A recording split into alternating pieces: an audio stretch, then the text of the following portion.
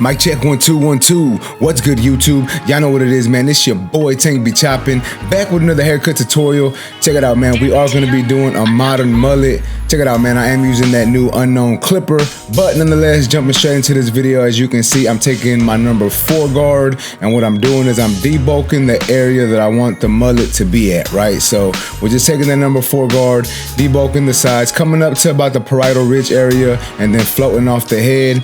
Then I'm gonna take my number 3 guard and I'm coming right under that. Basically just doing the same thing, following what we already did, trying to make sure that we get it all down to that length. But also we're still trying to fade it in. We don't want to leave any harsh lines, super harsh lines. Obviously there's probably gonna be a couple harsh lines in here, and that's fine. But we just don't want to make it too hard for us to blend out later. Now this haircut, I am gonna be doing a lot of detailing because it was one of my first times giving him this haircut, so there was a lot of trial and error, and not just because it was my first time cutting his hair this way, but also because this was one of my first times using this clipper, so I had a lot of trial and error, right? But as y'all can see, I am taking that trimmer, setting in my initial bald guideline. Then we are gonna follow that up with the shaver, get everything down to that shaver length.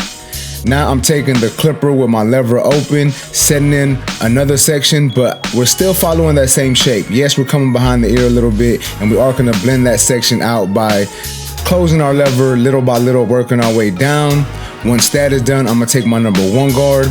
Once again, following the same shape, and as you can see, once again, we are coming behind the ear a little bit. We do want to fade that in a little bit. Some people don't come behind the ear on a mullet. I feel a true actual mullet, we got to come behind the ear and fade that in, right? So 1 guard open and then closed. Then I'm gonna go in with my half guard, lever open at first, and then we're gonna adjust our lever little by little, trying to get this line to become erased, right? Obviously we don't want any lines in there, but if it doesn't come erased right now, it's all good. We can come back later and detail it a little more. Now I'm taking my number 2 guard, lever open, blending into some of the work I did earlier. As y'all remember, I debulked with a 4 and a 3, so in theory this 2 guard open should blend into that. However, since I brought the fade a little higher than where I came with that number 3 guard earlier, we have some lines in there. We have a little harsh line that we're gonna take care of here in a second. But as you can see, that 2 guard open and close is coming together. Obviously the blend isn't 100% there, but it's coming together nicely. Now we're taking that number 4 guard, once again, floating the clipper. Now we're really trying to tie in where we have that blend, that mullet blended into the length on top. Now we didn't take any hair off of the top or the back, which is fine. We're just trying to blend into that. And typically my biggest guard that I use when I'm fading is a number 4 guard. Anything that I need to do longer than that, I'm either just gonna float the clipper, or I'm gonna do some clipper over comb, shear over comb, blending shear over comb, whatever I need to do to get that blended. I just typically don't go longer than number 4 guard, and that's just the way I cut, you know what I'm saying? Like, to each his own.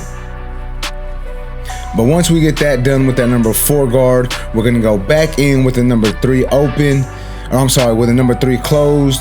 We are gonna be adjusting our lever if it is needed here to really start getting this blend to come together. And as y'all can see, the blend is looking better. There is still some discrepancies towards the bottom of the blend, where, that half guard may be, or my clipper open may be, but we're still trying to get the top part of this blend to look right as well. Now here's my number 2 guard once again. So basically what I did was I debulked, I worked my way up, and now I'm working my way back down. Now this may take a little longer, especially when you're first using this method, it will take a little longer, but once you master it, you kind of can move really quickly and efficiently this way, and it gets the blend exactly where you need it to be, and it works perfectly, at least for me. Here is my 1.5 guard. And as y'all can see, I'm using the corner of the clipper. I'm really not using the whole clipper. I just really want to use the corner of the clipper to start attacking some of these darker areas.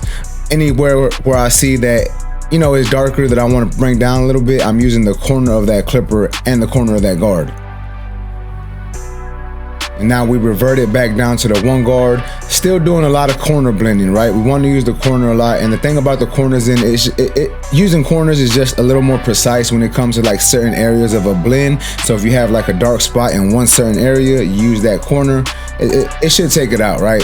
Here is the 1/16 guard doing the same thing. Now I'm gonna go in with just my clipper, no guard, adjusting my lever as needed, using that corner like I said earlier, really trying to get this blend to come together and look nice. But as you can see, that blend is looking good, right? It's not perfect, but it's getting there.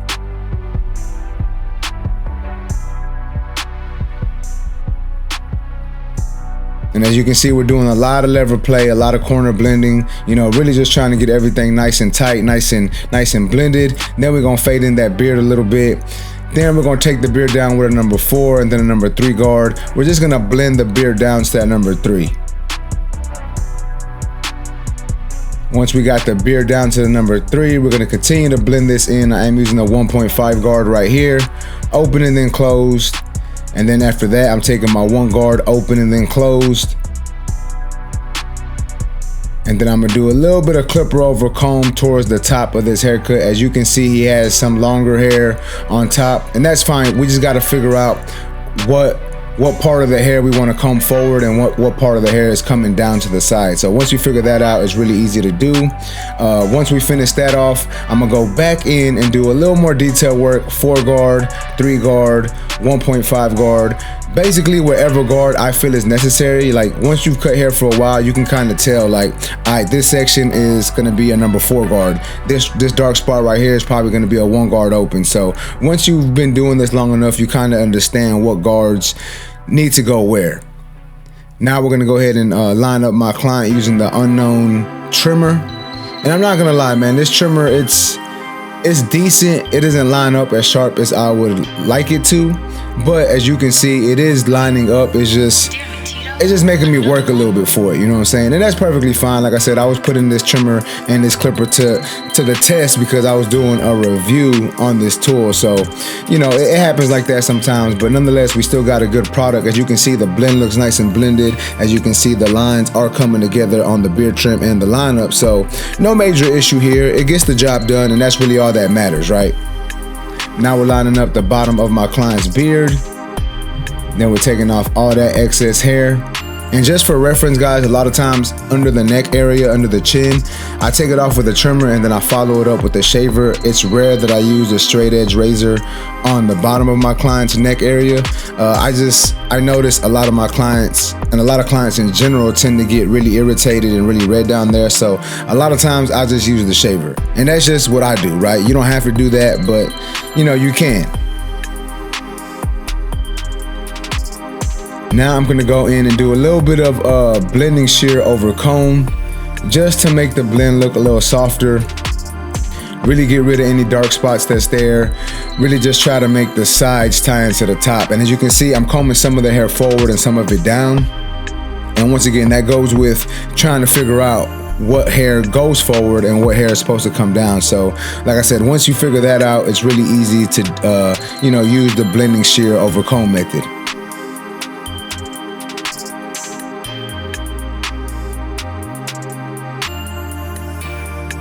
And as you can see, that blend is coming together, looking a little nicer. Once I put that blending shear on there, then I'm gonna go back in and just reline them up behind the ear just to make that line a little more sharper before I use the straight edge razor on them.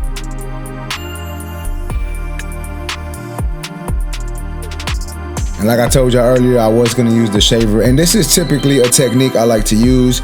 9 times out of 10, like I said, I go over the bottom of my client's neck with the shaver, but I also go over the rest of the face with the shaver. And the reason why I do that is it just makes it easier for me to use that straight edge. The blade glides a little better. I really don't have any issues with, you know, thicker hair. Once you get it down to that shaver length, it's really easy to go over it with the straight edge. So that's a little tip for y'all who have trouble using the straight edge. If you cut your client or you don't know how to maneuver it, you know, try shaving it with the shaver first and then go over it with the blade, and that can possibly help, you know, get you a better product with the razor blade. All right, so now we're moving on to the razor blade work. You can't see this angle, but I needed to put it in there just so y'all can know I'm using the straight edge on the vertical bar. Then I am going to use it on the C-cup as well, and on the face and behind the ear. But y'all know how we do on this channel, man. If you're new to my channel, if you like haircut videos, if you like tutorials, if you like unboxings, clipper reviews, barber tips, reaction videos to barbering things like expos and new tools coming out that I haven't got my hands on yet, then this is the channel for you. You need to subscribe one time for the one time. Like this video, comment down below, let me know that you're new to the channel, you know what I'm saying? But I greatly appreciate y'all for rocking with me. Hope y'all find this video helpful. Hope y'all learned a little bit from this video. And FYI guys, if you are wondering about this blade, this is the katana blade from Masaki Shears. You can go to masakishears.com. Use my discount code. I want to say it's Tank15. I do have the link and my discount code down in the description, so y'all make sure to check that out. But once again, man, smash that like button one time for the one time. Let me know what y'all think about this haircut so far. Let me know. I'm pretty sure I could have done this haircut a little quicker and better if I used clippers that I was more fluent with. But once again, this was my first time, or one of my first times, using these unknown clippers on a client, so I think it came out good. The client liked it, so that's really all that matters. I know I may get some, you know, some criticism in the comments, and that's perfectly fine. It's all good. I ain't tripping. It is what it is. But once we got the razor blade done, we're gonna put a little bit of texture powder in my client's hair, because as you can see, his hair is pretty thin. He's got like some stringy, wavy hair, but it's kind of thin. So we're putting a little bit of texture powder in there just to give it some volume, really just to fluff it up a little bit, you know what I'm saying? Just make it look a little fuller. So we're putting it all over the client's head, and then we're working it in, trying to get it closer to that scalp, just so it can last longer and it can really lift the client's hair.